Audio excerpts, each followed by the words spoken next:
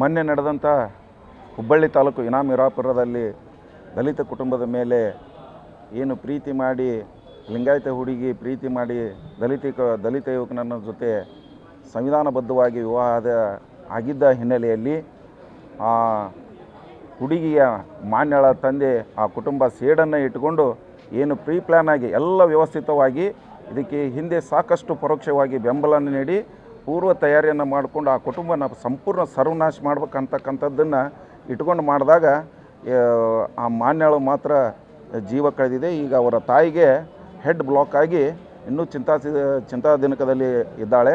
ಇಂಥ ಘಟನೆ ಮಣ್ಣಿಲಿಂದ ಮಾಧ್ಯಮದ ಮುಖಾಂತರ ಇಡೀ ರಾಜ್ಯ ಮತ್ತು ದೇಶದ ವಿವಿಧ ಬೇರೆ ರಾಜ್ಯಗಳು ಕೂಡ ವಿಷಯ ಪ್ರಸ್ತಾಪಿಸಿದರೂ ಕೂಡ ಮಾನ್ಯ ಮುಖ್ಯಮಂತ್ರಿಗಳು, ಗೃಹ ಮಂತ್ರಿಗಳು ಮತ್ತು ಸಮಾಜ ಕಲ್ಯಾಣ ಇಲಾಖೆ ಸಚಿವರುಗಳು, ಆಯುಕ್ತರುಗಳು ಇವರು ಯಾರು ಇವತ್ತಿಗೂ ಕೂಡ ಒಂದು ಪತ್ರಿಕೆಯಲ್ಲಾಗಲಿ ಸಂತಾನ ಸೂಚಿಸೋದಾಗಲಿ ಯಾವುದೂ ಹೇಳಿಕೆ ಇಲ್ಲ.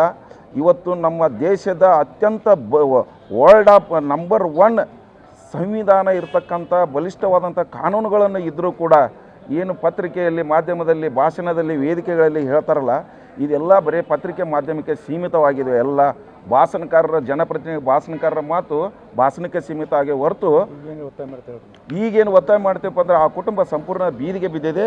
ಎಲ್ಲ ವಿವೇಕಾನಂದ ಹಾಸ್ಪಿಟ್ಲಿಂದ ಇನ್ನೂ ಜೀವ ಹೋಗ್ತಕ್ಕಂಥ ಸಂದರ್ಭದಲ್ಲಿ ಜೀವದ ಜೊತೆ ಒದ್ದಾಡ್ತಾ ಇದ್ದಾರೆ. ಜಿಲ್ಲಾಧಿಕಾರಿಗಳು, ಜಿಲ್ಲಾಡಳಿತ ಇವತ್ತಿಗೆ 3 ದಿವಸ ಗತಿಸಿದ್ರು ಕೂಡ ಅದನ್ನು ಬಂದು ಹೊಳ್ಳಿ ನೋಡಿಲ್ಲ, ಮಾಧ್ಯಮದಾಗೂ ತಿಳಿಸಿಲ್ಲ, ಏನಿಲ್ಲ. ದಲಿತರ ಪಾಲಿಗೆ ಜಿಲ್ಲಾಡಳಿತ ಸತ್ತು ಹೋಗಿದೆ.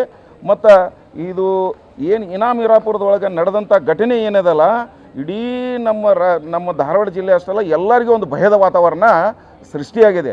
ಹಾಗಾಗಿ ಗೃಹ ಮಂತ್ರಿಗಳು ಮತ್ತು ಇಲ್ಲಿರ್ತಕ್ಕಂಥ ಜಿಲ್ಲಾಡಳಿತ ಸಂಪೂರ್ಣ ಇದನ್ನು ಭದ್ರತೆಯನ್ನು ಕೊಡಬೇಕು. ಆ ಕುಟುಂಬಕ್ಕೆ ಶಾಶ್ವತ ಒಂದು ಪ್ಯಾಕೇಜನ್ನು ಘೋಷಣೆ ಮಾಡಬೇಕು ಮುಖ್ಯಮಂತ್ರಿಗಳು, ಗೃಹ ಮಂತ್ರಿ. ಏನಪ್ಪ ಅಂತಂದ್ರೆ ಆ ಹುಡುಗನಿಗೆ, ನೊಂದ ಕುಟುಂಬನಿಗೆ ಯಾವುದರ ಒಬ್ಬರಿಗೆ ಸರ್ಕಾರಿ ನೌಕರನ್ನೇ ಆಗಲಿ, 1 ಕೋಟಿ ರೂಪಾಯಿ ಅವರಿಗೆ ಪರಿಹಾರನೇ ಆಗಲಿ, ಮತ್ತು ಇನ್ನುಳಿದಂಥ ಆ ಕುಟುಂಬಕ್ಕಷ್ಟೇ ಅಲ್ಲ, ಈ ಧಾರವಾಡ ಜಿಲ್ಲೆ ಇರತಕ್ಕಂಥ ಪ್ರತಿಯೊಬ್ಬರಿಗೂ ಕೂಡ ಇಂಥ ಘಟನೆ ಮರುಕಳಿಸಲಾರದೆ ಮುಂಜಾಗ್ರತವಾಗಿ ತಾವು ಭದ್ರತೆಯನ್ನು ನೀಡಬೇಕಂತ ಈ ಮೂಲಕ ನಾವು ಒತ್ತಾಯ ಮಾಡ್ತೇವೆ. ಇದಕ್ಕೆ ತಪ್ಪಿದ ಪಕ್ಷ ಮತ್ತು ಇನ್ನೊಂದು ವಿಶೇಷ ಏನಂದ್ರೆ, ಈ ಏನು ಅರೆಸ್ಟ್ ಮಾಡಿದ್ದಾರೆ, ಎಷ್ಟು ಮಂದಿ ಅರೆಸ್ಟ್ ಮಾಡಿದ್ದಾರೆ, ಏನು ಮಾಡಿದ್ದಾರೆ ನಾವು ಬರೀ ಬಾಯಿ ಮಾತಲ್ಲೇ ಕೇಳೋದಾಗೈತಿ. ಇದೆಲ್ಲ ಮಾಧ್ಯಮದೊಳಗೆ ಅರ್ಧತಿ. ಎಲ್ಲ ಮಾಧ್ಯಮ ಮಿತ್ರರನ್ನು ಕರೆಸಿ ವರಿಷ್ಠಾಧಿಕಾರಿಗಳೇ ಅಥವಾ ನಮ್ಮ ಮಾನ್ಯ CPI ಸಾಹೇಬರಾಗಲಿ ಎಷ್ಟು ಇದು ಮಾಡಿದ್ವಂತ ಎಲ್ಲರನ್ನೂ ಅವ್ರು ಪ್ರೆಸ್ ಮೀಟ್ ಮಾಡಿ ಮಾಧ್ಯಮದ ಮುಖಾಂತರ ಸಾರ್ವಜನಿಕ ತಿಳಿಸ್ಬೇಕಂತ ಒತ್ತಾಯನ ಮಾಡ್ತೀನಿ.